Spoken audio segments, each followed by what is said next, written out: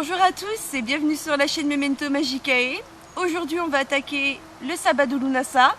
Comme vous le voyez en mode champêtre, parce qu'on s'est dit que ce serait beaucoup plus sympa et c'est totalement dans le thème. Ah bah plus thématique on pouvait difficilement.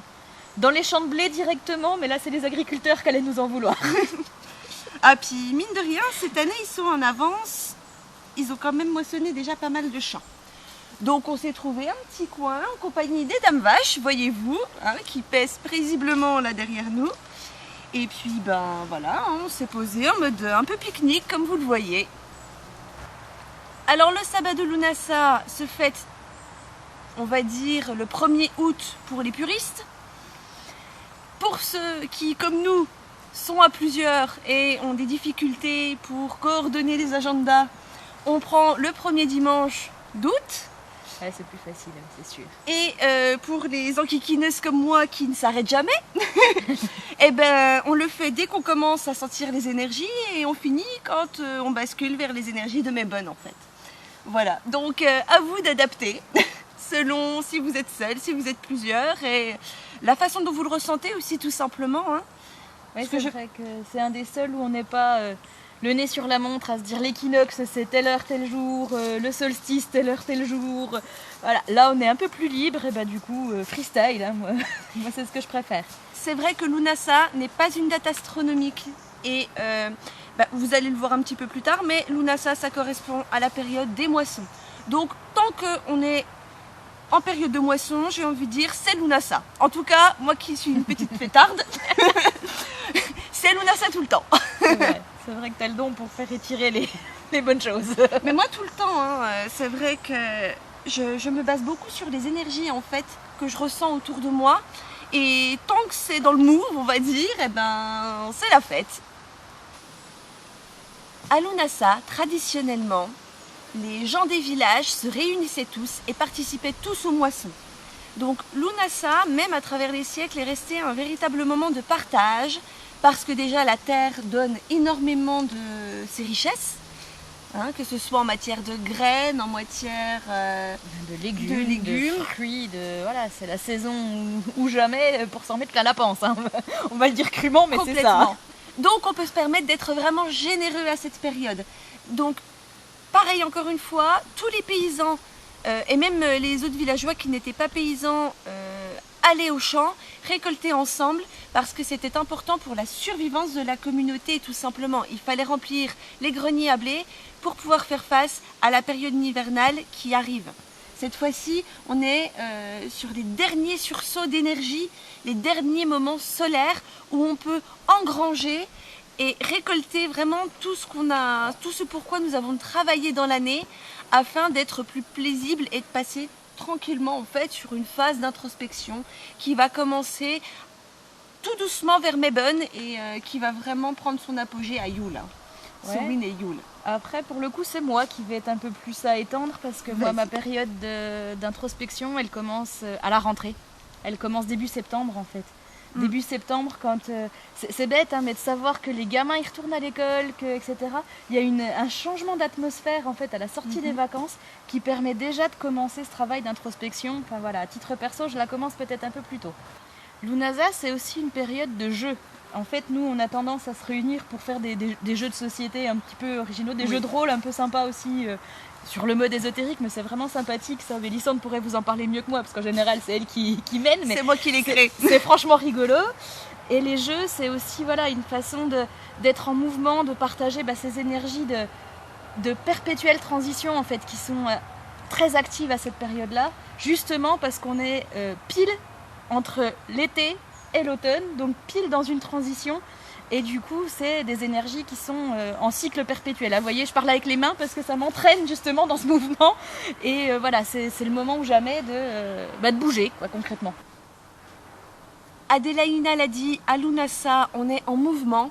C'est quelque chose de très entraînant parce qu'effectivement, on va en être à la célébration de tout ce qui est divinité mère. Donc Gaïa, Pachamama. Pour les Celtes, puisque après tout Lunasa reste quand même une célébration celte, vous allez retrouver Danu, qui est une déesse mère. Donc en fait, on est à la période où elles ont ensemencer, où elles voient en fait le fruit de leur récolte qui ont mûri et qui sont prêts en fait à réensemencer, qui sont prêts à faire revivre le cycle perpétuel. On est vraiment dans cette préparation. Donc ça va être le moment d'honorer ces divinités. Hein, qu'importe le nom que vous leur donnez, puisqu'il y en a quand même beaucoup. Oui. Hein, on peut remonter comme ça au proto-historique jusqu'à Ausos, qui est une déesse de l'aurore, mais aussi une déesse mère, hein, qui engendre les autres dieux et qui engendre le monde. Donc vraiment, qu'importe votre culte, l'important à cette période, c'est vraiment de la célébrer, de la mettre à l'honneur, mais pas seulement. Parce que Lunasa, étymologiquement, comporte Lug.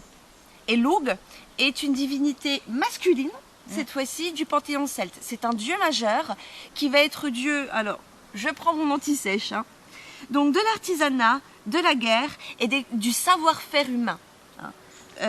On a aussi le côté orateur et rhétorique. Donc c'est vraiment un dieu multicasquette, vraiment, hein, qui va s'intéresser à tous les domaines et qui donc va être à l'honneur pendant cette période où justement on va célébrer en fait tous ces faits et tous ces exploits. C'est un petit peu des histoires qu'on se raconte, si vous préférez, en communauté pour passer le temps pendant qu'on récolte les moissons. Donc nous l'avons dit aussi, vous pouvez célébrer la déesse Danu, hein, qui est liée donc à l'eau, à la fertilité et puis à la victoire. À la victoire, voilà. La victoire, oui, c'est une déesse qui est extrêmement puissante sur le côté victoire. Elle m'a traumatisée en fait l'année dernière. Je suis désolée, hein, c'est une petite anecdote comme ça, mais l'année dernière, on a fait Lunasa avec Atmos d'Aren, hein, puisqu'il est toujours dans les bons coups aussi. Il a chopé le truc, ça y est. Ça y est, oui, il nous suit, hein, donc voilà, il est comme nous, il est toujours fourré dans les bons coups. Et donc on a fait Lunasa avec lui l'année dernière, et on était autour de notre mandala de graines, si j'ai bonne mémoire, et on était en train de réciter nos prières, et on a chopé les prières dans ce petit bouquin-là, et j'ai récité, moi, la prière à la victoire de Danu. Et je vous jure que je n'ai jamais eu autant de frissons de toute ma pratique, et pourtant Dieu sait, les dieux le savent tous. Que des frissons, j'en ai assez facilement. Mais alors là, ce jour-là, ça m'a chopé du sommet du crâne jusqu'au bout des orteils, j'ai rien compris. J'étais là, si ça, c'est juste une petite pichenette de Danou, je voudrais pas qu'elle me mette une baffe. Tu remarqueras quand même que dans notre pratique, c'est souvent quand on a affaire aux déesses mères qu'on a ce genre de choses. Puisque Ostara, mine de rien, c'est le réveil de la terre, de la déesse terre. Donc, effectivement, on a toujours cette affiliation un peu particulière. C'est vrai. Bon, sans doute aussi de par notre statut de femme. Hein. C'est vrai ça que aide peut-être aussi, ouais. Je ne sais pas, à vous de nous le dire, si vous êtes homme et que vous nous regardez, si vous avez ce même appel ou en tout cas ce même ressenti face aux divinités. Ça peut être intéressant parce que c'est vrai que... c'est toujours intéressant de confronter ses impressions, de partager ses expériences et de pouvoir comparer... faire l'analogie, etc. C'est toujours quelque chose que j'apprécie, moi. Donc n'hésitez pas dans les petits commentaires, c'est fun. Oui, et puis c'est vrai que, j'ai envie de dire, quand on est en petite communauté comme ça, on fait vite le tour. Ça permet pas d'avoir un panel suffisamment grand pour en tirer des conclusions. Donc voilà, n'hésitez pas à commenter, ça enrichira tant vous que nous. Voilà. Vous allez également, pour les mêmes raisons évoquées précédemment en raison des moissons, prier ou rendre le culte à Déméter lors de la saison de Lunasa. Hein. Donc Déméter, Cérès, selon le panthéon que vous choisissez, mais c'est la même. Et du coup, effectivement, ça va vous permettre encore une fois de célébrer les moissons, de célébrer l'abondance et de semer les graines qui vont vous permettre l'année prochaine à Lunasa de renouveler des engagements d'une certaine façon. Ouais. Puisqu'on est encore sur cet engagement, le mandala rituel que nous avons fait. Ouais, pour le coup, clairement. On vous en reparlera peut-être un peu plus loin, à moins que tu veuilles que j'en parle tout de suite. On est sur la lancée, j'ai envie de dire. Allons-y comme ça. Faut dire que voilà, nous, nos sabbats, vous l'avez peut-être remarqué si vous nous suivez depuis le début, mais en fait, nos sabbats, on a enfin trouvé notre synergie, pour pratiquer nos sabbats ensemble. Et ils ont une certaine continuité, c'est-à-dire que ce qu'on a commencé à Ostara, on va le continuer tranquillement à Beltane pour le finir à Lita ou à Lunasa ou selon. Voilà, mais ça nous fait toujours un petit lien avec le sabbat précédent avant de commencer celui-ci. Et du coup, pour Lunasa, on avait fait un petit mandala de graines avec Atmos d'Aren. On avait fait un rituel d'abondance pour Ostara, nous je crois. Oui. Voilà, on l'avait fait pour Ostara, on en avait besoin, on était financièrement à court pour la boutique et à titre personnel. Je cherchais une formule élégante, mais j'en ai pas, donc en dèche, ça marche très bien. Et on avait fait le petit rituel, et du coup à Lunasa, on a passé le relais en fait à Atmos d'Aren qui s'était retrouvé en dèche lui à ce moment-là. Oui. Et du coup, on lui a dit bah attends, nous on est un peu moins endettés que prévu finalement, ça s'est bien goupillé, notre rituel a fonctionné, on est retombé sur nos pieds. On va te passer le relais, on va te fournir le petit coup de pouce en fait suffisant pour te relancer. Et par ce mandala de graines qu'on avait fait tous ensemble, on avait passé ce relais de ce rituel. Alors, pour information, ce mandala était immense, puisqu'il faisait bien 1m5 oui, il faisait bien 1m50 sur 1m50, ouais. Voilà, on l'avait fait en forme de maison, on avait utilisé des tournesols, la fleur complète, avec les tiges, tout, voilà. Du maïs qu'on avait trouvé à cette saison-là aussi. C'est vrai. On avait trouvé pas mal de choses l'année dernière. Du blé évidemment qu'on avait repris, on avait repris un peu de l'orge. Ouais, on avait repris toutes les graines un peu qu'on avait trouvées aussi dans la cuisine d'Atmos d'Aren. Oui. Notamment, alors, là c'est un petit peu loin, mais des graines de lin. Oh, je vous remettrai une photo de ce à quoi ressemblent les graines de lin éventuellement. Qui sont aussi là. On en a là qui n'ont pas été décortiquées parce que flemme, j'avoue. Voilà. Donc tout ça qui nous a permis en fait de lancer quelque chose qui a plutôt bien marché puisqu'il vient de devenir propriétaire de sa maison, donc on était pas mal. On s'en est bien sorti, je trouve, à ce moment-là. D'autant que c'est ce qu'il voulait en fait. Il voulait avoir les finances pour pouvoir déménager et trouver un endroit permanent. Donc pour le coup, il n'y avait pas plus permanent. On ne pouvait pas faire mieux, oui voilà. Donc effectivement, oui, pour lui, ça a super bien marché. Enfin, ceci dit, pour nous aussi. Pour nous aussi, il n'y a pas pas de souci. Dette, non, il n'y en a plus. Ça fait du bien. Et puis accessoirement, ça nous a aussi permis de nous harmoniser parce qu'on n'a pas souvent travaillé tous les trois. Enfin, à ce moment-là, on n'avait encore pas souvent travaillé tous les trois. Et ça nous a permis de trouver une espèce de diapason pour nous accorder tous les trois. Parce que toutes les deux, ça fait 15 ans, donc c'est vrai que c'était rodé. Oui. Mais bon, avec Atmos d'Aren, c'était tout nouveau, tout beau. Et fallait quand même trouver un petit équilibre pour que ces énergies ne se fassent pas manger par les nôtres et inversement proportionnel ou égal, comme disait l'autre. C'est exactement ça, c'est compliqué. Dès qu'on est à plusieurs, en fait, les énergies ont tendance à se contrer parce que on ne connaît pas encore bien la symbolique des autres, ces énergies, la façon dont ils pensent un rituel aussi. C'est très important pour réussir en fait à envoyer correctement les énergies, comprendre très exactement comment le rituel a été pensé. Donc c'est vrai que le mandala rituel finalement, c'est une très bonne chose, j'ai envie de dire, pour débuter quand on est plusieurs. Ça permet vraiment de pratiquer en douceur. Et puis de voir comment les autres font parce que c'est ce qu'Adélaïna me disait en fait, elle disait je suis comme une petite fille, on m'aurait mis de la peinture, les doigts dans la peinture et puis je m'éclatais pareil. C'est hyper ludique, c'est franchement fun. Puis en plus avec des copains, moi je vous dis, j'avais 6 ans, j'étais à mon goûter d'anniversaire et je m'éclatais avec les copains quoi. C'était ni plus ni moins que ça, j'avoue. Et c'est vrai que ça permet justement d'être plus détendu, donc plus réceptif.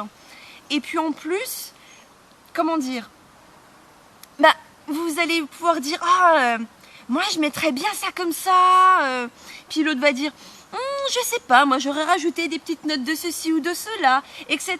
Donc on va pouvoir voir comment les autres conçoivent et comprennent en fait les symboles. Ouais, c'est ça.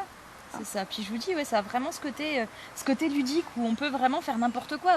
Le tournesol pour le coup ressemble à un soleil. Alors attends, on va le mettre plus au-dessus, tu vas voir, ça va te mettre du soleil dans ta maison. Enfin, c'est n'importe quoi après. Ça part vraiment dans des délires. Enfin, ça peut aller très très loin dans les délires, mais c'est franchement drôle. Voilà. C'est vraiment un test si vous travaillez à plusieurs. C'est franchement le travail à test pour faire ça vraiment en douceur et puis vraiment vous éclater quoi. Parce qu'il faut pas oublier que c'est ça aussi un sabbat. Oui, je veux bien qu'il faille, célébrer telles énergies, prier telle divinité, faire tel truc bien carré, bien machin. Mais faut pas oublier non plus de s'amuser parce que ça reste quand même des célébrations, quoi. On n'est pas... c'est pas pour être méchante, mais on n'est pas dans la chrétienté, j'ai envie de dire, où les cérémonies sont encore assez austères. Hein. C'est ça. On est vraiment sur quelque chose de festif, on est vraiment sans prise de tête. Mais c'est pour ça, je jugeais utile de le préciser. Après, vous en faites ce que vous voulez, mais voilà. Faut pas oublier, c'est vrai qu'il faut rendre les cultes, faut remercier telle ou telle divinité. Faut pas oublier, voilà, d'être la gratitude, etc. Mais il faut quand même mettre le sérieux de côté, on l'oublie celui-ci. Mais il faut aussi, voilà, le mettre de temps en temps de côté, ou au moins en sourdine, voilà. Et puis aussi vous amuser, quoi. Si vous avez des gamins en plus, voilà, qui sont en âge de vous aider, enfin, moi je vois mes neveux, je leur demande de m'aider, je suis sûre que ça les éclate. Mais les deux, enfin voilà, j'en ai un qui a 10 ans, l'autre qui a 5 ans. L'autre jour, on est allé en forêt, on allait chercher des fleurs, ils étaient fin heureux d'aller me chercher mes fleurs. Parce que j'allais les faire sécher, parce que j'allais faire des potions magiques avec, ils étaient fin dingues. Donc voilà, faire des mandalas en leur disant ça va m'aider à avoir tel ou tel truc. En plus, les énergies des gamins, elles sont innocentes, donc il n'y a rien de plus puissant que les énergies des gamins. Voilà, c'est un bon moment à passer avec les gosses et à s'amuser et ça reste quand même super efficace. Voilà. Ah bah complètement, hein, c'est vraiment... De toute façon, on est encore une fois sur un sabbat de partage, donc si vous pouvez intégrer en fait vos enfants, même sans leur faire des mandalas rituels, simplement en faisant, vous voyez, un peu comme ça, des mandalas de graines, court, hein. vous leur collez des graines, vous leur collez une assiette et puis vous leur dites, tiens, amuse-toi à faire ce que tu as envie de faire. Voilà, c'est l'occasion de faire quelque chose avec eux. C'est également l'occasion pour vous de réutiliser éventuellement leurs énergies. Ouais. Pour justement pour les envoyer aux divinités, pour dire regardez, même mes enfants font des célébrations. Enfin, ça peut être vraiment plein de choses avec les enfants. Donc faut vraiment pas se priver, c'est vraiment l'Unasa du partage. Pour continuer sur la lancée des rituels et de toutes les choses ésotériques qu'on fait à cette époque, on peut parler de notre vin de mûre. Bah allez, vas-y.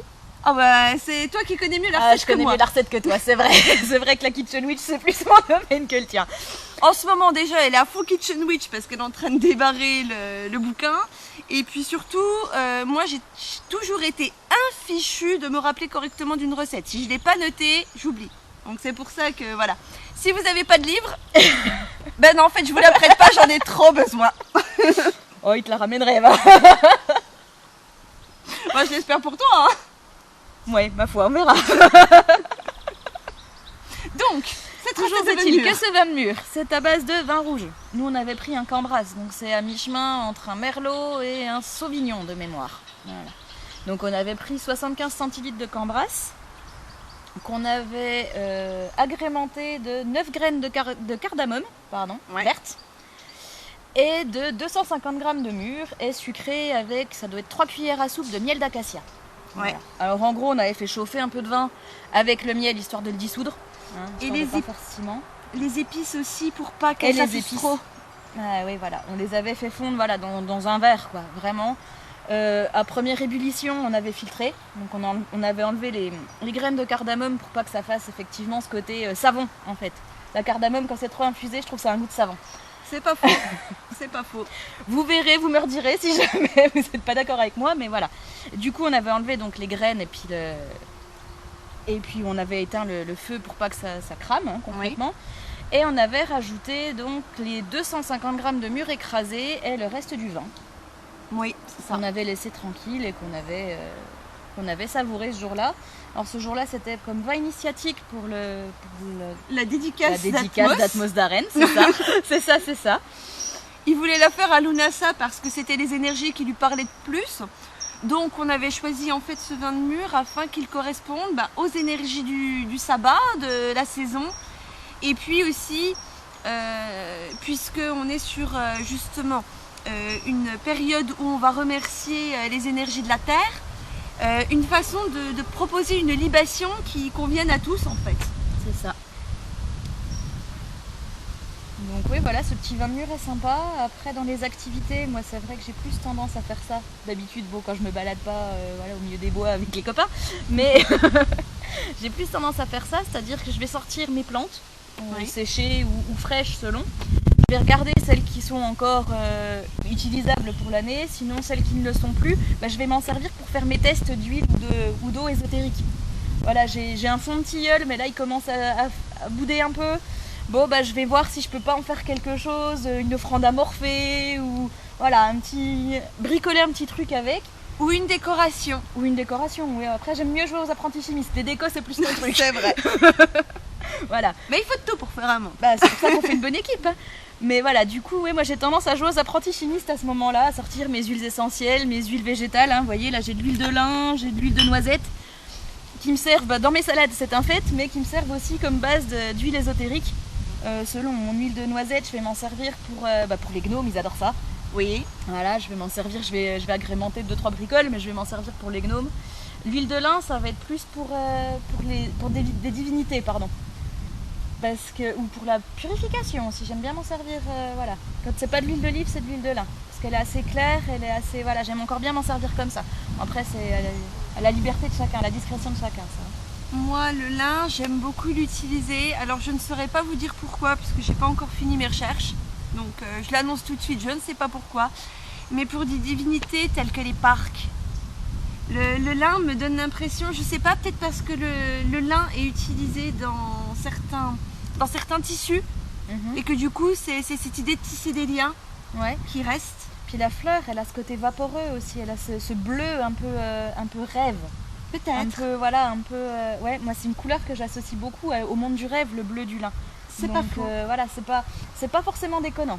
Donc voilà, moi j'utilise pas mal quand je dois travailler avec les parcs. J'aime bien faire en fait des petites lampes à huile maintenant. J'ai trouvé le truc avec de l'huile de lin. Oui, bah de toute façon, bon, je vais démarrer en fait des vidéos, on va dire tutoriels, où je vais vous montrer comment je réalise certaines choses. Donc pour Lunasa, alors je sais pas si je le ferai à Lunasa ou pour Yule. Hein, je verrai selon le temps que j'ai. Je vous apprendrai à faire une couronne en fait en tige de blé pour pouvoir décorer, parce que justement ça fait partie des décos qu'on verra tout à l'heure. Les couronnes, ça sert partout. Oui, puis on peut en faire pour tous, hein, en fait.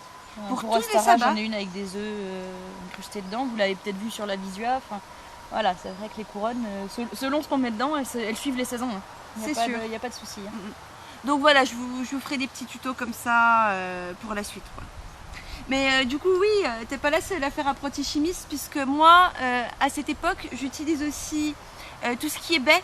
Alors mûre, myrtille, sureau, pour pouvoir faire les encres alchimiques. Ah oui, c'est pas idiot ça. C'est pas idiot du tout. Ben oui, parce que justement, on en est au moment où Lunasa, c'est les énergies qui sont gorgées de soleil. J'ai envie de dire, c'est là où on dit que les plantes sont à leur summum. Donc c'est vraiment une période de rêve, vraiment, pour récolter. Et donc, une fois que j'ai récolté ces baies, alors bon, elles sont un peu plus tard pour les baies de sureau, puisque je crois que c'est août-septembre. C'est fin août, début septembre. Ah ouais ? Ouais. Mais ça devient... J'aurais vu plus tard, mais bref. Ça vient de plus en plus tôt en fait. Ah, peut-être. Ouais. Voilà. Donc je vais récolter ces baies, excusez-moi, et je vais les broyer, je vais les mixer, je vais les mélanger donc comme Adélaïna avec quelques mélanges d'herbes et de résine. Et je vais composer les encres qui vont me servir ensuite, par exemple pour le livre des sigils, quoi.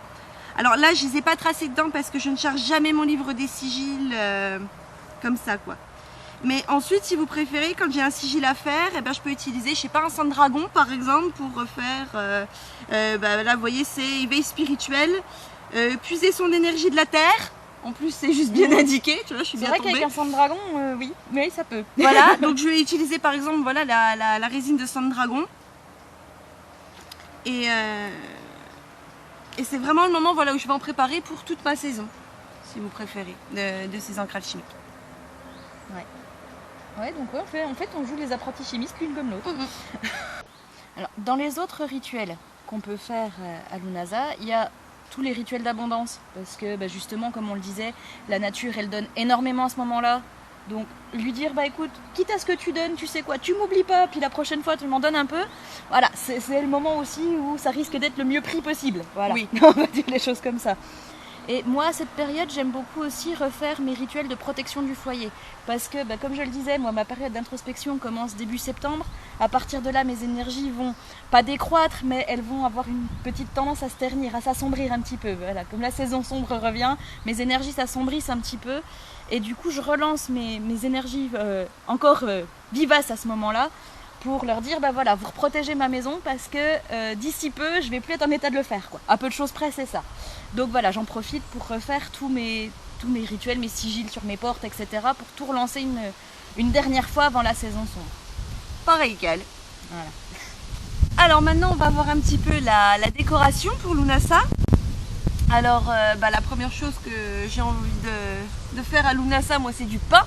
Hein, puisque vous savez peut-être que Lunasa est aussi affiliée à la fête de la masse, qui est la fête du pain. Encore une fois, on a les moissons, on a le blé, il faut le transformer en farine, puis on va le transformer en pain, et en fait on va se nourrir beaucoup de pain et de choses comme ça pendant la période hivernale. Donc c'est le moment de faire le pain pour 3 raisons. En offrande, sur la table à manger avec tout un tas de graines que vous allez mettre dedans qui vont représenter l'abondance encore une fois, et puis j'ai envie de dire le bien-être, histoire de vous gorger justement d'énergie vitale, d'énergie solaire, d'énergie bienfaisante avant d'arriver sur une période qui va vous mettre à genoux, j'ai envie de dire, par sa froidure, par son côté sec et morne. Donc c'est le moment de faire des vitamines, d'engranger tout ça. Et la troisième chose, j'ai dit des offrandes, j'ai dit à la table, et en décoration sur votre table, bien évidemment, de sabbat. Donc là, vous allez pouvoir vous amuser, j'ai envie de dire, autant sur les formes que sur les couleurs. Puisque vous allez pouvoir leur donner des formes d'épis de blé, des formes de couronne, des formes de soleil. Vous allez également pouvoir, avec les graines, en fait, parsemer le dessus puis faire des motifs, genre des trisquelles, une déesse mère. Enfin, vraiment, tout ce qui vous vient spontanément pour cette période. Vous pouvez le graver ou simplement le dessiner avec des graines sur votre pain. Ouais, dans la recette de l'almanach des filles, parce que c'est là que j'avais tiré moi la recette du pain. Bon, on l'avait un peu custom, mais voilà, c'est la recette de l'almanach des sorcières.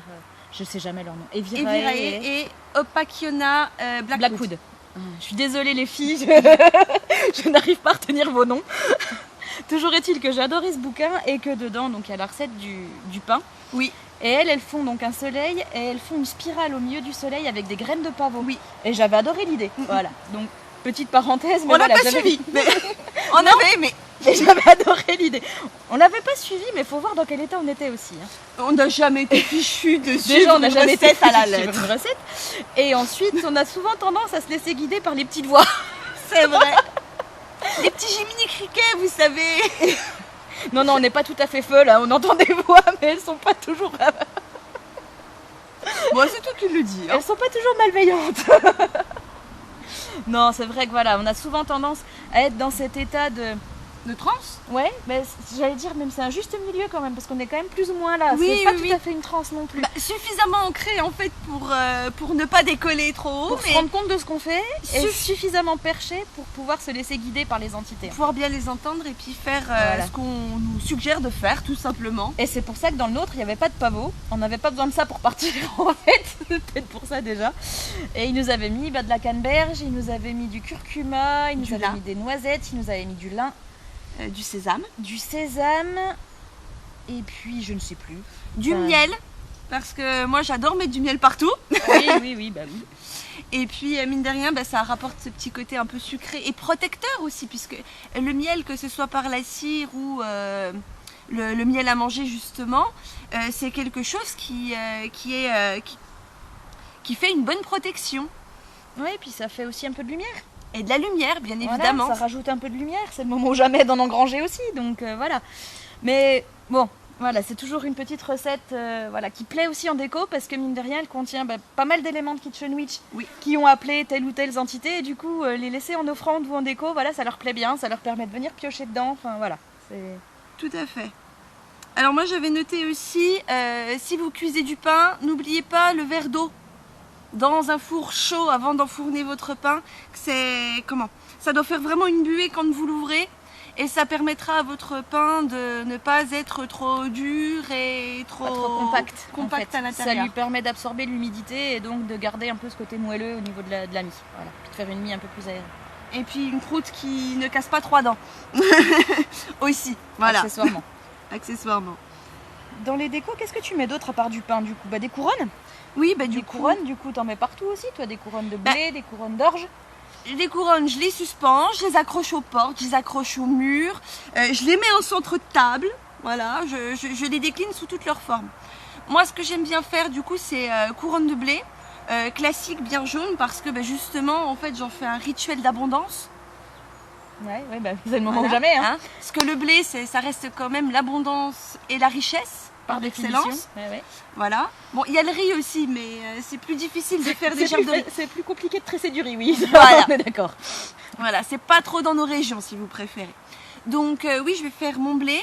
Je vais prendre du blé jaune et j'aime bien rajouter des petites notes de blé vert. Oui. Voilà, donc là, j'ai pris tout ce qu'il fallait cette année pour pouvoir vous faire le tuto. Donc ce sera à suivre quand j'aurai un petit peu de temps. Et avec, du coup, je mets aussi, des fois des pommes de pin, des coques de noix. Et je vais les peindre en fait avec des peintures qui vont être couleur ocre, couleur or antique, couleur bronze, couleur cuivre. Dans les couleurs de Lunasa, en fait, les couleurs solaires. C'est ça. Toutes les déclinaisons de jaune et variantes. Voilà. Et associées. C'est ça. Petite parenthèse, si vous devez utiliser de l'orge, prenez des gants. C'est très urticant, oui. C'est terrible. On s'en est aperçu quand on est allé le cueillir, nous. On s'est pas méfié, deux pauvres pommes que nous étions. On y est allé, sauf qu'on s'est retrouvé avec des brûlures jusqu'au niveau des épaules parce que ça nous avait bien attaqué. Donc voilà, méfiance, si jamais vous allez cueillir votre orge, prenez des gants. Voilà. Totalement. Alors on a aussi le mandala de graines, on en a déjà plus ou moins parlé. Là ça va être pareil sur la décoration de table, vous voyez, vous allez pouvoir faire un petit truc comme ça. Là on a utilisé des graines d'oiseaux, un symbole de chance, un pentacle, le dieu Cernunnos, 3 bougies jaunes qui représentent le soleil, une agate de feu, une calcite et 3 balais. Voilà. Donc coût total de l'opération... le prix de tes pierres et puis le prix des bougies. Voilà, mais bon, les pierres, je les avais déjà. C'est le bout du monde. Oui, parce que le centre c'est pyrogravé, la statue, la statuette que vous voyez, elle est en pâte Fimo, c'est moi qui l'ai faite. Ouais. Comment ça s'appelle, le trèfle. Le trèfle à 4 feuilles, c'est pareil, je l'avais fait dans de l'argile il y a... Je crois qu'on se connaissait à peine. Ouais, c'est ça, hier. Voilà, donc hier. Voilà. Et puis oui, le sachet de graines pour oiseaux, le sachet de c'est graines pas pour oiseaux, on me l'a donné. Donc là, il a rien coûté du tout, si tu veux. Encore mieux. Et puis après, vous pouvez vous amuser à faire des portions pour représenter, par exemple, je sais pas, le diviser en 12. Pour les 12 mois de l'année, pour... c'est aussi là l'occasion d'utiliser votre riz. Parce que il n'est pas facilement tressable, mais dans un mandala, il a sa place. Ah oui, pour l'abondance, oui. Voilà, et la chance, l'abondance, la richesse, pour le coup, c'est pas pour rien qu'on jetait du riz sur les mariés, c'était pour leur porter chance au départ. Oui. Donc voilà, c'est une façon d'inviter un peu de chance à votre table, pourquoi pas. On leur jetait aussi des bêtes sureaux pour protéger la maison. Ah, ça devait être sympa sur la robe blanche de la mariée. N'est-ce pas, N'est-ce pas? Mais c'est sur la maison qu'ils le jetaient. C'est mieux, sur le crépi. Et le toit aussi, c'est beaucoup mieux. Le parterre, enfin bref. Les traditions sont pas toujours bonnes. Disons que certaines laissent encore rire bien fort aujourd'hui. Tu m'étonnes. Bref, donc voilà, oui, en déco, tout ce qui est céréales, bien sûr. Nous, on mettait aussi un peu de raisin. Oui. Voilà, on mettait un peu... moi, j'aimais bien le faire en mode étal de marché, en fait. Je mettais mes légumes, je mettais mes courgettes, mes tomates, ça fait de la couleur, déjà. Oui. Et puis, ça fait un peu vivant, quoi. Ça permet vraiment... En gros, c'est de la nature qui s'est invitée à ma table. Il y en a partout, quoi. Il y a des courgettes, il y a des tomates, il y a des coloquintes, il y a du blé, il y a du maïs, il y en a partout. Puis c'est un côté... Moi, je sais pas si vous pouvez un peu vous représenter ce que ça donne, mais c'est un côté très rustique. On a vraiment l'impression de retourner aux sources, en fait. Avec un peu comme ça, en mode pique-nique, vous voyez, avec ces petites... Ces petites dentelles que tu as là, sur lesquelles tu dresses. Ouais. Elle a en plus des dessous de plats qui sont coupés direct dans des gros morceaux de bois. Soit effectivement coupés à même un tronc de bois. J'ai la chance d'avoir un père qui sait manier la tronçonneuse et qui m'a fait quelques dessous de plats comme ça. Donc effectivement avec du cerisier qui a plein de couleurs différentes, du chêne, il m'en a fait 4 ou 5 et du coup tout dans un bois différent. Il nous avait gâtés cette année-là. Et du coup, j'aime bien les mettre sur la table, ça fait un peu pique-nique, effectivement. avec une nappe. Bon, je garde la nappe blanche pour le côté un peu solaire, et je rajoute une petite nappe, elle est un peu brune, mais assez brillante. Et du coup, ça appelle aussi les derniers rayons de soleil. Moi, j'aime encore bien faire ça. Voilà. Donc ma table ressemble à un énorme étal de marché, mais voilà, j'aime encore bien faire ça pour Lunasa. Et puis bon, on est sur la saison chaude, alors du coup le repas, ça va être quelque chose quand même d'assez léger finalement. Hein. On va pas mal manger. À part le pain, ça va être beaucoup de légumes en fait. Hein. Ça va être quasiment que du fruit et du légume, oui. Enfin en tout cas chez nous. Après vous faites comme vous voulez, hein, mais voilà, chez nous c'est vrai que ça a souvent tendance à être du riz, hein, déjà, parce que le riz ça colmate pour pas cher et c'est totalement dans la saison. J'aime bien faire ma petite ratatouille aussi à Lunasa parce que justement mes courgettes, mes tomates, machin, on le cause, en plus on le fait en mode kitchen witch, c'est vraiment sympa. Et du coup voilà, donc la ratatouille. Après, pour ceux qui mangent de la viande, du gibier, ce serait génial du gibier parce que c'est la saison de chasse. Et puis, pas encore, c'est en octobre la saison de chasse. Non. Mais l'ougue, ça commence début septembre. Ça commence début septembre ouais. Ah. Pour les oiseaux je te l'accorde, mais c'est début septembre. Ok. J'aime pas la chasse, mais bon, ça peut avoir aussi ses côtés avantageux. Hein. Je ne critique pas du tout les gens qui vont à la chasse, ça je comprends parfaitement. Mais moi-même, voilà, ça me fait trop mal au cœur de voir les petits animaux. Donc voilà. Après, je suis contente de les avoir dans mon assiette, il faut le dire aussi. C'est ce que j'allais dire, le chevreuil de Yule, tu l'avais mangé volontiers. N'importe quel gibier finalement. Mais c'est vrai que l'ougue, étant un guerrier, un dieu guerrier, vous avez la possibilité effectivement d'apporter du gibier à votre table d'une certaine façon pour l'honorer, et j'ai envie de dire même effectivement la partie de chasse qui peut s'en suivre peut être parfaite pour l'honorer, puisque c'est vrai qu'on fait un peu les jeux de verbal, mais on est aussi sur des concours sportifs, on va dire, hein. Les jeux Interville. Ouais, c'est ça, c'est ça en fait, hein, c'est un peu, ça se faisait encore dans le village où j'ai grandi, c'est vrai que ça s'est fait un certain temps, ça ne se fait plus maintenant, il n'y a plus assez de jeunes pour jouer en fait, mais concrètement ça s'est fait un certain temps où on se retrouvait fin août, enfin mi-août en général. Oui, c'est ça. Et on se retrouvait, il y avait le jeu de quilles, il y avait une roue, alors moi j'étais gamine, mais il y avait une roue avec des bonbons, on tirait au sort ceux qui gagnaient les bonbons, enfin voilà, il y avait plein de petits jeux comme ça.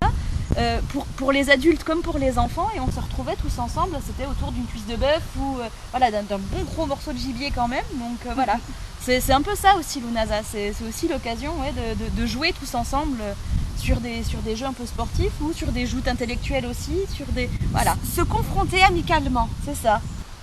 Alors à Lunasa, c'est pareil, moi j'aime bien tout ce qui est en fait fromage frais, avec les herbes, hein. Bon là j'ai ramené le persil qui va pas tarder à mourir, mais je vais le récolter avant de toute façon, c'est certain, parce que chez moi ça fait pas non peu. La ciboulette, l'ail, enfin bref, tout ce que vous voulez mettre, la nette, moi j'adore ça, la nette. Donc vous mettez ça dans votre fromage frais, avec vos tartines de pain là, un petit grain de raisin. Moi je suis la reine du monde. Alors je peux même vous donner une petite recette comme ça, parenthèse, mais un grain de raisin, juste le grain de raisin, vous le trempez dans du fromage frais que vous avez customisé avec les herbes que vous voulez, et vous enrobez le tout de graines de sésame. Graines de sésame? Ouais, sur un petit cure-dent là, comme pic apéro, c'est une tuerie. Ah moi tu vois, j'ai plus été marquée par ta betterave au samouraï. Ah oui, mais le millefeuille de betterave c'est encore autre chose. Mais voilà, en apéro, le petit grain de raisin au fromage frais, c'est une tuerie. Voilà. Mais ouais, moi j'adore ma tartine de pain aux céréales avec mon fromage frais et le raisin, ou une figue même des fois, selon. Donc c'est vrai que ouais, là je vais me régaler en fait sur tout ce qui est fromage, sur tout ce qui est légumes et fruits en fait. Ouais, carrément. En dessert, c'est vrai que bon, quand on s'est mangé le gibier, plus le riz, plus les légumes, c'est vrai qu'on n'a pas tendance à se manger un dessert compact. Mais bon, si vous avez mangé que des légumes au repas, vous pouvez vous faire un petit peu plaisir avec une tarte aux myrtilles, avec un crumble au mûr, avec, voilà, vous customisez vos baies un peu comme vous voulez, mais accompagné d'une pâte sablée ou d'une pâte sucrée, ça fait un petit côté, voilà, sucré, réconfortant en fin de repas, qui est plutôt sympa. À accompagner avec un cidre épicé, parce que ça va être le début de la saison du cidre. C'est vrai, c'est vrai. Qui est vraiment sympathique aussi du coup. Hein. Donc ouais, le cidre, moi je sais que je l'aime pas boucher. Généralement je prends du cidre de Normandie, doux. Et j'aime bien y rajouter en fait mes épices dedans, justement cardamome, cannelle des fois. Un peu de badiane. De la badiane, ouais. Moi j'ai un peu plus de mal parce que ça donne un goût un peu anisé. Un petit côté anisé, mais avec le cidre ça passe relativement bien. Donc voilà, n'hésitez pas à varier vos épices, à vous faire une version de la sangria avec du votre cidre. Ça peut être vraiment sympa et ça accompagnera très bien le tout, quoi, parce que ça se marie à peu près avec tout de toute façon. La pomme. Bah oui, puis c'est un petit côté et sucré et acidulé. Le côté sucré qui va parfaitement épouser le gibier, le côté acidulé qui va bien réveiller avec les mûres, avec tout ça. Donc vraiment, voilà, le cidre. Pour ceux qui boivent pas d'alcool, le champomis, hein, ça marche aussi. Ça marche très bien. Sans citer de marque, hein, voilà. On fait pas de pub, hein, c'est juste que... Du pétillant pour enfants aromatisé à la pomme. Voilà. C'est beaucoup plus long, hein, vous me pardonnerez d'avoir cité la marque instinctivement. Mais voilà, après un repas comme ça, je pense que vous pouvez bien finir votre sabbat. J'espère qu'avec tout ça, on vous a bien mis l'eau à la bouche et puis que vous aurez trouvé de bonnes informations pour fêter votre sabbat. N'hésitez pas à commenter pour nous raconter comment vous l'avez fait, à liker, à partager, à vous abonner, ça fait toujours plaisir. Et puis nous, on se dit à bientôt pour une nouvelle vidéo.